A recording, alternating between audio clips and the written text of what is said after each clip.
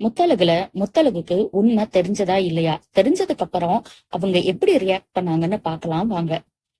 சொர்ணத்துக்கிட்ட போய் நான் யாரு, என்னை பத்தி உங்க எல்லாத்துக்கும் ரொம்ப நல்லா தெரியுதே, நான் யாருன்னு சொல்லுங்க சொல்லுங்கன்னு கேக்குறாங்க.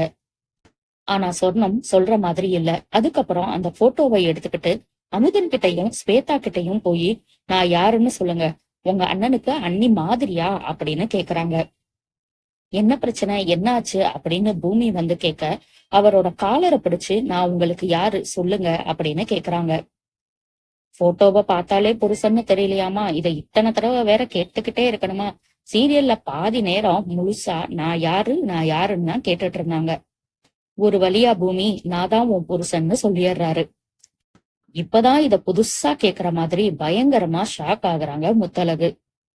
நான் உங்களுக்கு எல்லாத்தையும் புரிய வைக்கிறேன், கொஞ்சம் டைம் கொடுங்கன்னு கேக்குறாரு பூமி. ஆனா எதையுமே கேட்காம முத்தழகு தான் கையில இருக்கிற போட்டோவை தூக்கி வீசுறாங்க. நான் உங்க மனைவியா இருக்க வாய்ப்பே கிடையாது, இன்னொரு பொண்ணோட வாழ்க்கைய நான் எப்பவுமே அழிக்க மாட்டேன் அப்படின்னு சொல்றாங்க. எல்லாமே பொய், எல்லாமே நாடகம், நான் இந்த வீட்டை விட்டு போறேன் அப்படின்னு சொல்லி ரொம்ப கோபமா கிளம்புறாங்க. பூமி பின்னாடியே போய் தடுத்து நிறுத்தி நான் உங்ககிட்ட எல்லா உண்மையும் சொல்றேன், இனி என்ன ஆனாலும் பரவாயில்ல அப்படின்னு முத்தழக உட்கார வச்சு நடந்ததெல்லாம் சொல்றாரு. நம்ம 2 பேத்துக்கும் ஆல்ரெடி கல்யாணம் ஆயிருச்சு, உங்களுக்கு ஒரு ஆக்சிடென்ட்ல லாஸ்ட் 3 வருஷம் நடந்த எல்லாமே மறந்துருச்சுன்னு சொல்றாரு.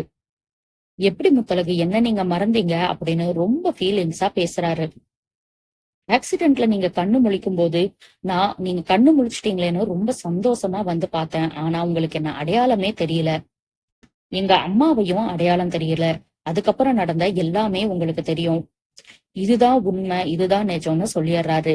எல்லாத்தையும் கேட்டுட்டு முத்தழகு மயங்கி கீழே விழுந்துடுறாங்க. இத நின்னு பாத்துட்டு இருந்த ஸ்வேதா, பேச்சி அம்மா, சூச எல்லாருமே ஓடி வந்து முத்தழக தூக்கிட்டு போய் பெட்ரூம்ல படுக்க வைக்கிறாங்க. டாக்டரையும் கூப்பிடுறாங்க. டாக்டர் வந்து முத்தழக பார்த்துட்டு, எதுக்கு அவசரப்பட்டு எல்லா உண்மையும் சொன்னீங்க, நான் தான் எதையுமே சொல்லக்கூடாது, பொறுமையாதான் ஹேண்டில் பண்ணணும்னு சொன்னேன்ல அப்படின்னு திட்டுறாரு பூமிய. எப்படியாவது முத்தழக குணப்படுத்திருங்கன்னு எல்லாரும் கெஞ்சுறாங்க. அஞ்சலி அப்பாடா இவளுக்கு எப்படியும் குணமாகாதுன்னு சந்தோஷமா பாத்துட்டு இருக்காங்க. பூமி திரும்பி அஞ்சலிய ஒரு முறைச்சு, உனக்கு இப்ப சந்தோஷமா, ரொம்ப சந்தோஷமா இருப்பியே அப்படின்னு கேக்குறாரு. ஷாக்ல பாக்குறாங்க அஞ்சலி. இதோட இன்னைக்கு எபிசோட முடிச்சுட்டாங்க. நாளைக்கு என்ன நடக்க போகுதுன்னா, நம்ம பழைய முத்தழகு திரும்ப வர்றாங்க. அஞ்சலிய பார்த்து, என்னை ஏளனமா பேசுற வேலையெல்லாம் வச்சுக்காதீங்க, என்ன ஆனாலும் என்ன அவருக்கு பிடிச்சிருக்கு, அதனாலதான் அவரோட வாழ்க்கையில நான் இருக்கேன், பிடிக்காம இங்க இருக்கிறது நீங்க மட்டும்தான் அப்படின்னு சொல்லிடுறாங்க. அஞ்சலிக்கு ஐயோன்னு ஆயிருது. அடுத்து என்ன நடக்க போகுதுன்னு நம்ம பொறுத்திருந்து பார்க்கலாம்.